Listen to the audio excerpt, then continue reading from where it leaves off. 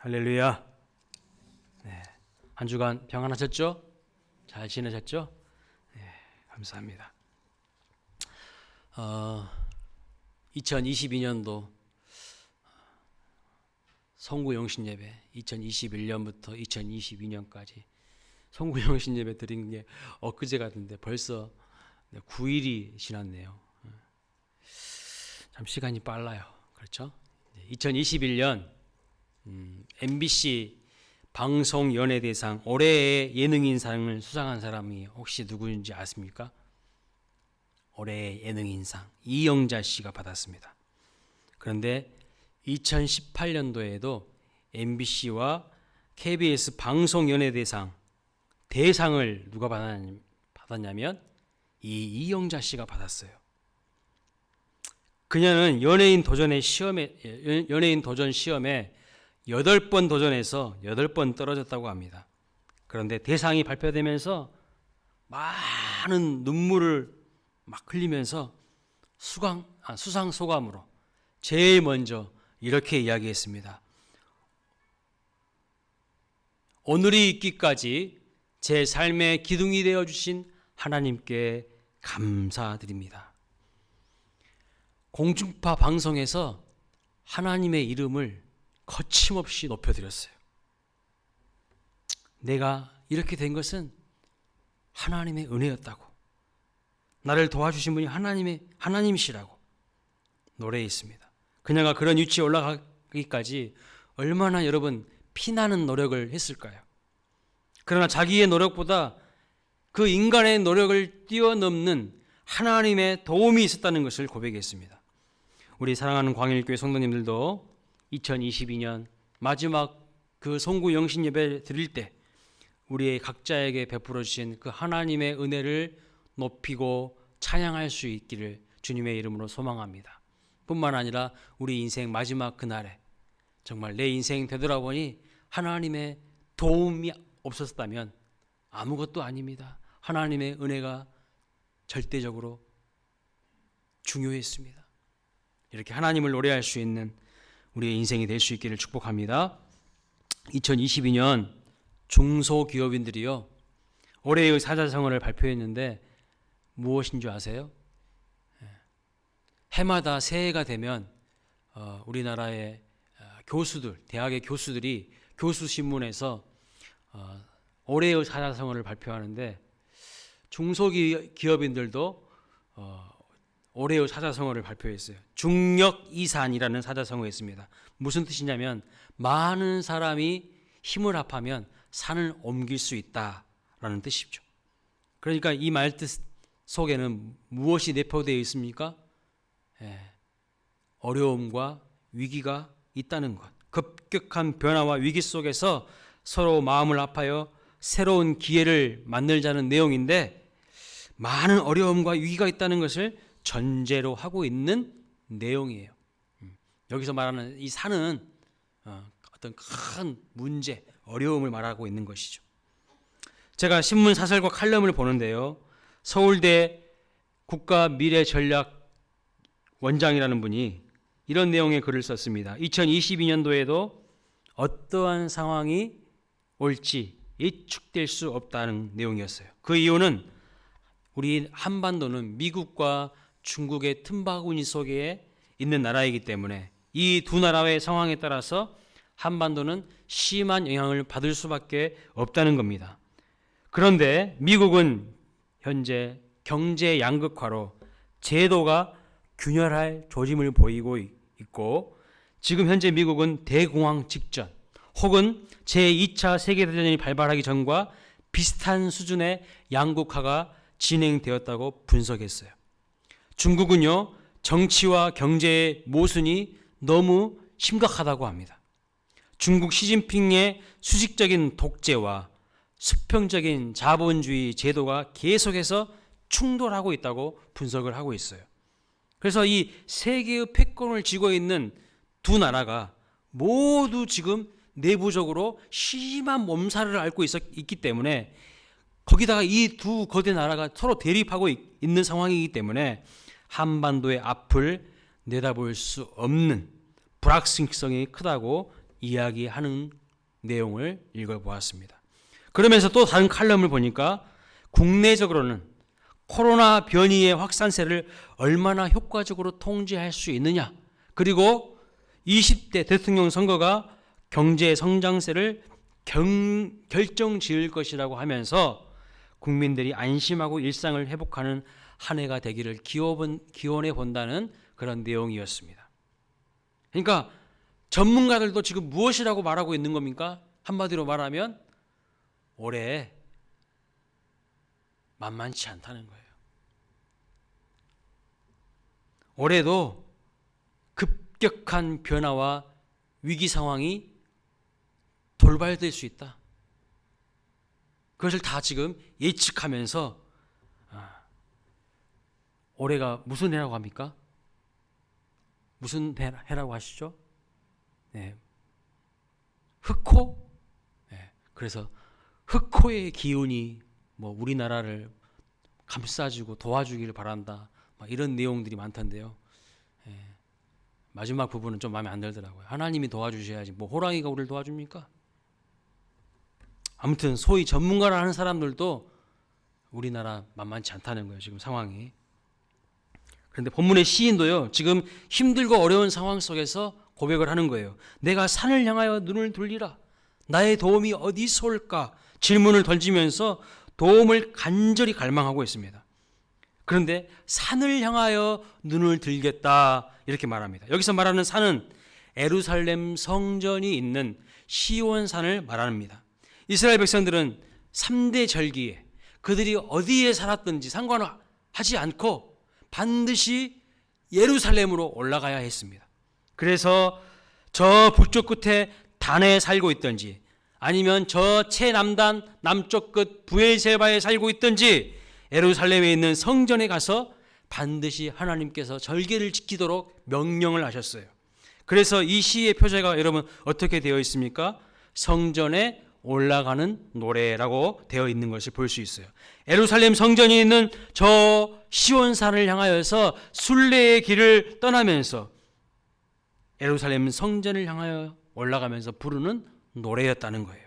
그런데 이 시편 121편에서 특이한 점은요, 8절로 구성되어 있는데 1절과 2절은 인칭 대명사가 나를 통해서 표현하고 있어요. 그렇죠?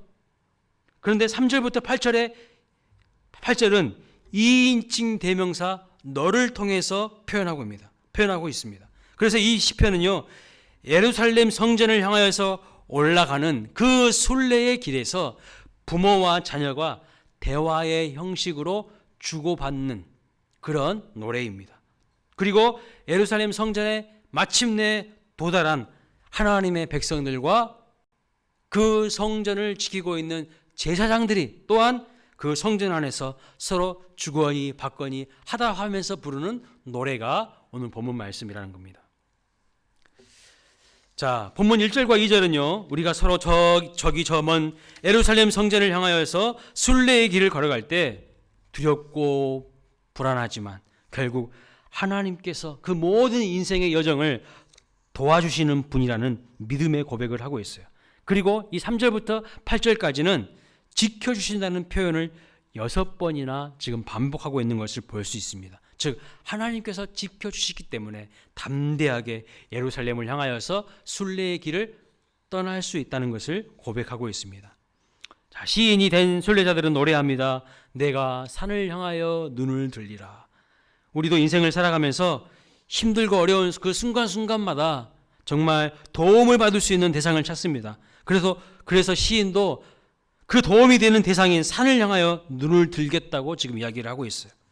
여러분, 우리나라도 가만히 보면 산을 숭배하는 사람들이 많이 있어요. 산이 무엇인가 우리에게 많은 도움을 주는 그런 신적인 존재로 여기는 경향이 많이 있어요. 그것을 어떻게 알 수 있냐면 학교의 교과를 보면 알 수 있어요. 제가 나온 학교는요, 초등학교, 중학교, 고등학교 전부 산 이름이 등장합니다. 저는 전라도 광주에서 학교를 나왔기 때문에 전부 교과를 보면요, 무등산이 나와요. 무등산 전기바다 어쩌고 저쩌고 어쩌고 저쩌고. 제가 아는 한 목사님은요, 울산 고등학교를 나왔어요. 저 경상도 쪽이죠. 울산 고등학교를 나왔는데 자기는 고등학교 3년 동안 울고 다녔다고 하더라고요. 울고. 울산고를 줄이면 울고예요. 그리고 또 어떤 분은 울산 여고를 나왔대요. 그분은 고등학교 내내 울려고 다녔다고 합니다. 울려고. 한 분은 울고 다녔고 한 분은 울려고 다녔고. 여러분, 학교를 재밌게 다녀야지 울고 다니고 울려고 다니면 안 되겠죠? 아무튼 그쪽 지방 학교들도 전부 학교 교과에 다 산 이름이 나온다는 거예요. 그런데 그 울산 고등학교 울고 교과에도 치술령이라는 단어가 나옵니다. 치술령. 그래서 그런지 또 학교들도 보면요, 대부분 높은 데 있어요. 산 중턱에 있거나 산과 가까운 언덕 위에 있어서 올라다니기 얼마나 힘든지 모릅니다. 제가 나온 고등학교도요, 산 깎아가지고 산 중턱에다 세웠거든요. 얼마나 가파른지 학교 올라다니려면 정말 힘들었어요. 산에 대해서 생각해 보면 참 우리에게 유익한 존재인 것 같습니다. 외세의 침략으로부터 보호해 주기도 해요. 산이 버티고 있으니까 외세가 쉽게 침략해 오지 못하는 거예요. 그 산을 넘어야 되기 때문에. 저도 성남에 살 때 남한산성을요 자주 올라다녔습니다. 틈만 나면 남한산성에 올라갔습니다. 그 남한산성에 딱 올라가잖아요. 그러면 서울과 이 성남이 한눈에 확 들어오는 곳이 있어요. 거기서 하나님 앞에 막 푸념하는 거예요. 하나님, 저 너무 힘들어요. 울기도 하고 또 한참 푸념하다가 마음을 가다듬고 내려오기도 했습니다. 과거에 경제적으로 힘들 때 산에 올라가면요, 먹을 것이 많이 있었어요. 정말 우리나라 80년대만 해도 먹을 거 별로 없었거든요. 저도 아직도 기억나는데 어릴 적 시골에 살아서 주로 놀이 문화가 무엇이었냐면 수렵, 어로, 채취 생활이었어요. 80년대만 해도요, 그랬다니까요. 시골에서는. 지금처럼 좋은 보일러 시설도 없어가지고 산에 가서 나무를 모아서 땔감으로 사용하기도 했습니다. 그래서 저도 어렸을 때요, 산에 나무하러 다닌 적이 있어요. 여름에 산으로 가면요, 시원한 계곡과 그늘이 있어서 얼마나 좋은지 모릅니다. 이처럼 산이요, 우리에게 가져다 주는 것들이 많이 있어요. 그런데 안 좋은 것도 많습니다. 대한민국에 무당들이 모여드는 곳이 어딘지 아십니까? 산이면 산마다 무당들이 모여들어요. 특별히 무속인들이 제일 많이 전기를 받는 곳이 있다고 합니다. 어딘지 아세요? 우리나라 계룡산이래요. 계룡산. 그런데 얼마 전에 대전에 있는 모 신학교가 그 계룡산 밑에 자락에 학교를 이전했어요. 그래서 신학생들이, 전도사님들이 막 계속 부르짖어 기도하니까요, 이제 약발이 안 먹힌대요. 무당들이 전기를 못 받는데 하나님이 다 이 안 좋은 신들을 다 쫓아내버린 것 같아요. 자, 성경을 보면 이스라엘 사람들에게도요, 산이 엄청나게 중요했어요. 산은 힘의 상징이었습니다. 그리고 매우 중요한 역사가 다 거의 대부분 산에서 일어난 것을 볼 수 있어요. 노아의 방주가 머물렀던 곳이 어디죠? 노아의 방주가 머물렀던 곳 어디일까요? 훌륭하신 분이 있습니다. 아라랏산. 맞아요. 아브라함이 이삭을 바친 곳 어느 산이죠? 아브라함이 이삭을 하나님께 바친 곳 모리아산. 정확하게는 모리아 지역의 어떤 산이에요. 하나님께서 모세를 만나 주신 것은 어느 산입니까? 호렙산이라고도 하고 시내산이라고도 하죠. 같은 곳이에요. 이름만 다를 뿐이지. 그리고 모세가 십계명 받은 곳 마찬가지로 시내산. 엘리야가 우상 숭배하던 바알과 아세라 제사장들과 850대 1로 대결을 펼쳐서 승리한 곳 어디죠? 갈멜산. 예수님께서 베드로와 야고보와 요한을 데리고 산에 올라가서 처음으로 인간이 아닌 정말 그 하나님의 모습으로 변화된 모습을 보여주신 곳, 변화산이었습니다. 그래서 베드로가 여기서 소막셋을 짓고 머물자고 그렇게 하지 않았습니까? 예수님께서 마지막 십자가 지기 전에 올라가서 기도했던 곳이 어디죠? 겟세마네 동산. 예수님 마지막 승천하실 때 어떤 산에서 승천하셨죠? 감람산. 이 외에도 수많은 성경의 이야기들을 보면은 다 산을 배경으로 하고 있는 것을 볼 수 있어요. 그리고 거짓 우상과 미신을 섬기던 그런 자들도 산에다 산당을 지었어요. 전 세계의 많은 사람들이요, 마치 산 자체가 큰 힘이 있어가지고 큰 도움을 줄 수 있는 존재인 것처럼 생각한 겁니다. 이 고대 금동 지방에서는 또한 다양한 이교도들이 엉뚱한 신을, 거짓 신을 숭배했어요. 그리고 그 신들은 대부분 산에서 산다고 생각을 했습니다. 그래서 아람의 왕, 아람 나라의 왕이 이스라엘의 신은 산의 신이라고 말하기도 했어요. 그래서 여러 종교의 사조들이요, 산 등성이를 따라서 산 마루에 신전을 지어놓고 거기서 제사를 드렸습니다. 다산과 풍년을 기원하며 제사를 드렸고, 재앙을 막아준다는 이상한 약이나 부적을 팔기도 했습니다. 그것을 알고 있는 예루살렘의 성전이 있는 시온산을 향하여 올라가는 순례자들이 이렇게 노래하는 거예요.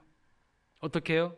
내가 눈을 들어 산등성이와 산마루 위에 있는 여러 신전들을 봅니다. 어느 신이 나에게 도움을 줄 수 있을까요? 바알 신이 내 인생을 책임져 줄까요? 아세라 여신이 내 인생을 풍성하게 만들어 줄까요? 또 태양 신이 내 삶의 길에 도움이 될까요? 아니면 달 신이 내 삶을 풍성하게 하는데 도움이 될까요? 도대체 어떤 산이 나에게 도움이 될까요? 제가 오늘 본문의 배경을 고려해서 좀 더 리얼하게 표현해 본 겁니다. 이렇게 노래하면서 저 예루살렘 성전이 있는 시온산을 향하여서 순례의 길을 떠났다는 것이죠.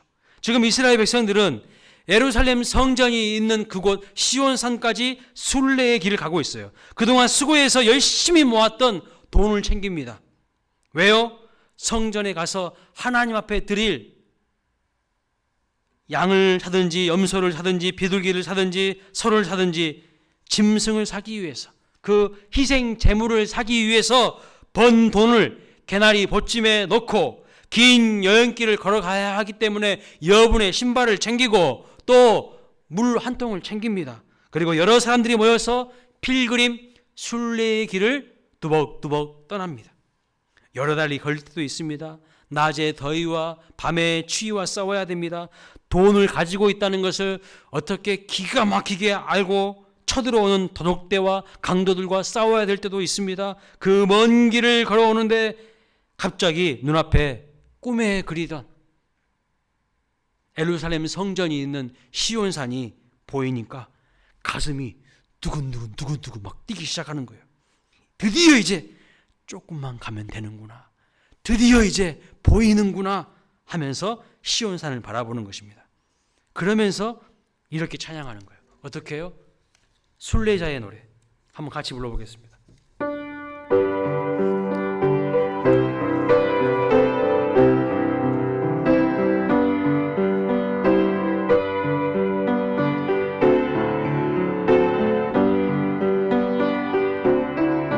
저 멀리 배는 나의 시온성, 거룩한 곳 아버지시, 내 사모하는 집에 가고자 한밤을 세웠네.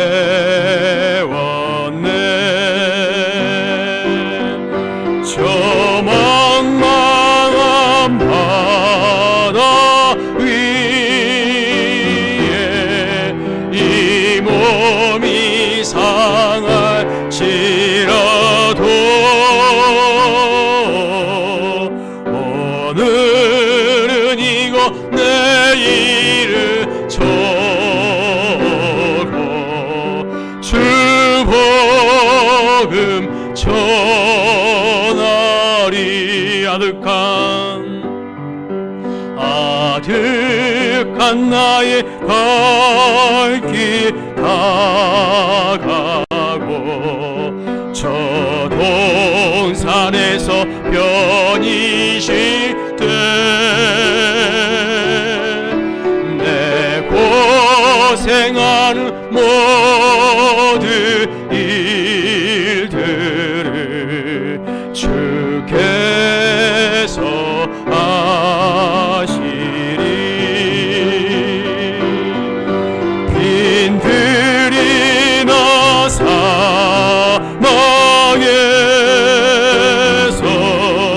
이 몸이 권할지라도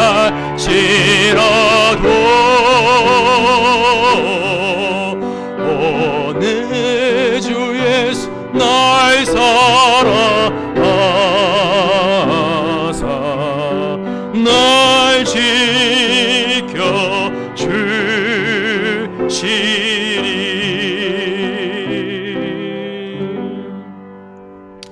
모든 어려움을 무릅쓰고 하나님을 예배하기 위해서 힘들고 어렵게 걸어오는데 드디어 시온산이 눈에 보이고 이제 마음이 막 급해집니다. 그러면서 그들이 정말 바라봐야 될 대상이 하나님이 아니라 어느덧 산으로 바뀌어버려요. 힘들고 고생해서 거기까지 왔는데 거기서 궁극적으로 만나야 될 대상이 하나님이신데 하나님은 안중에도 없고 산만 바라보고 산이 제공해주는 그 안락함에 빠져버린다는 거예요. 시온산만 나타나기를 바라보고 있습니다. 그래서 산이 나타나자 그들에게 그 산은 우상이 되어버리는 경우가 많다는 거예요. 저 산에 가면 먹을 것을 줄 거야, 마음껏 마실 물이 있을 거야, 편안하게 쉴 수 있는 숙소가 있을 거야, 저 산이 나를 보호해 줄 거야. 이렇게 산만 바라보다 보면 산을 집착하게 되고요, 산을 예배하게 됩니다. 많은 사람들이요, 신앙생활을 이런 식으로 하고 있어요. 하나님을 사랑하고 하나님과 친밀한 교제를 누리는 삶을 살아가는 것이 아니라, 하나님이 목적이 아니라 하나님이 주시는 그 무엇에 목을 매는 거예요. 여러분, 어릴 적에 교회에 오는 이유가 무엇이었습니까? 먹을 것 주니까, 간식 주니까 왔던 사람들이 많았습니다. 교회에 오는 이유와 목적이 그거예요. 그런데 크고 보니까 이제 그런 것은 너무 시시해. 그것으로는 만족이 안 돼요. 그래서 교회를 떠나버리는 사람들이 많아요. 그 먹을 것, 그 간식거리가 하나님을 만날 수 있는 매개체가 될 수 있을지는 모르지만 목적이 되어서는 절대 안 돼요. 절대로 주곡이 전도되어서는 안 됩니다. 그런데 오늘 우리들도요, 하나님이 아니라 다른 것을 얻어내기 위해서 하나님을 수단으로 전락시키고 있지는 않습니까? 시편 121편이 정말 놀라운 것은 그 먼 길을 힘들게 걸어왔음에도 불구하고 이 순례자들은 그렇게 고백하고 있지 않다는 거예요. 눈앞에 그렇게 원하는 산이 나타났음에도 불구하고 뭐라고 고백합니까? 내가 산을 향하여 눈을 들리라. 나의 도움이 어디서 올까? 나의 도움은 저 산이 아니라 저 산을 만드신, 온 천지를 지으신 여호와 하나님이라고 고백합니다. 여러분, 신앙생활이 무엇인 줄 아세요? 신앙생활의 핵심을 한번 말씀해 보세요 라고 여러분 누군가에게 질문을 받는다면 여러분은 무엇이라고 말씀하겠습니까? 신앙생활의 핵심은요, 산을 바라보는 것이 아니라 그 산을 지으신 여호와 하나님을 바라보는 것이 신앙생활의 핵심이에요. 하나님이 만들어 놓으신 산을 경배하는 것을 물질주의 기복신앙이라고 하는 겁니다. 참된 신앙은 그 산을 만드신 하나님을 예배하는 신앙이에요. 여러분의 관심은 하나님이십니까? 아니면 산입니까?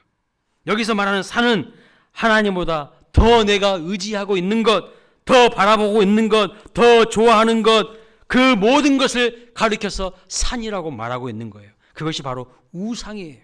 사랑하는 광일교회 성도님들, 산을 바라보는 것이 아니라 그 산을 만드신 여호와 하나님을 바라보시기를 축복합니다. 눈을 들어 주를 바라보시길 바랍니다. 나의 도움은 천지를 지으신 여호와 하나님께로부터 온다는 것을 확실하게 믿으시기를 주님의 이름으로 축복합니다. 산은요, 그냥 산이에요. 산 자체가 무슨 신비한 능력을 제공해주는 신적인 존재가 아니라는 거예요. 그래서 메시지 성경에서는 본문 1절과 2절을 이렇게 기록하고 있습니다. 눈을 들어 산을 보내 산이 내게 힘이 되어줄까? 아니, 내 힘은 오직 하나님, 하늘과 땅과 산을 만드신 그분. 이렇게 다시 번역하고 있어요. 산이 힘이 아니라, 산이 우리를 지켜주는 것이 아니라 여호와 하나님이 우리의 믿음의 대상이 되어야 한다는 겁니다. 여러분, 오늘 우리도 시인이 고민했던 질문을 던져야 돼요. 어떤 질문이요? 시인은 지금 엄청난 훌륭한 질문을 던지고 있어요. 나의 도움이 어디서 올까라는 질문입니다. 그런데 사람들은 그 해답을 산에서 찾으려고 해요. 산은 이 세상의 강력한 힘을 상징합니다.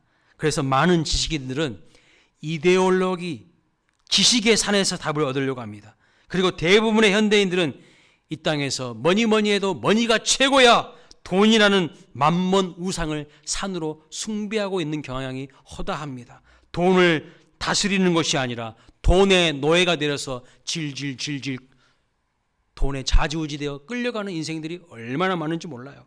그런데 2절에서 시인은 반전의 결론을 내리고 있죠. 나의 도움은 천지를 지으신 여호와에게서로다. 산은 무엇입니까? 산은요, 그냥 하나님께서 만드신 피조물에 분가한 거예요.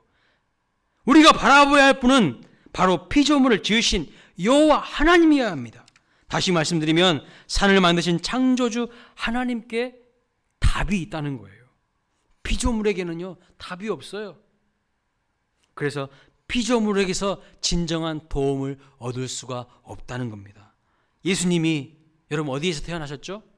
말구유에서 태어나셨습니다. 그런데 어떤 사람들은 그 말구유를 막 신성시 여겨요. 예수님께서 어떤 사람의 몸을 빌려서 태어나셨습니까? 여인의 몸을 빌려서. 그런데 그 여인을 막 엄청나게 신성시 여깁니다. 마리아를 숭배해요.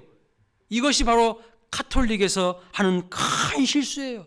본질이 무엇인지를 놓치고 있는 거예요. 문제의 답은 여호와 하나님께, 예수님께 있는 것이죠. 오늘 본문도 성전에 올라가면서 부른 노래라는 표제에서 힌트를 주고 있듯이 우리 인생의 도움은, 우리 인생의 답은 성전에 올라가서 하나님과 연결될 때 비로소 답을 얻을 수 있고 하나님의 도움을 얻을 수 있게 되는 겁니다.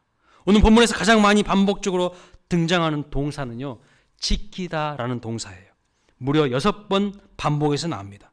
또 여호와라는 동사가 6번 나와요. 너라는 단어는 10번이 등장합니다. 그래서 여호와가 너를 지키신다라는 것이 오늘 시편의 핵심 주제입니다. 하나님께서 우리를 지키신다는 거예요. 더 구체적으로 어떤 사람을 지키신다는 말씀일까요? 첫째는 눈을 들어 도움을 갈망하는 사람이에요. 자기가 힘들고 어려워도 눈을 들지 않은 사람이 많아요. 도움을 갈망하지 않은 사람이 많아요. 그런데 눈을 들어 도움을 갈망하는 사람에게 하나님이 도움을 주시고 지켜주셔요. 두 번째는요, 질문의 답이 피조물에게 있는 것이 아니라 창조주 하나님께 있다는 사실을 믿는 자입니다.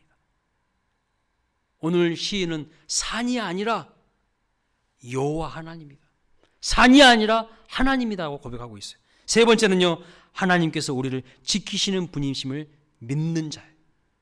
이런 사람들에게 하나님께서 도와주시고 지켜주시는 거예요. 하나님을 믿지 않는 자는 하나님의 도우심을 받을 수가 없어요. 우리가 하나님의 도움을 받지 못하도록 방해하는 것이 무엇입니까?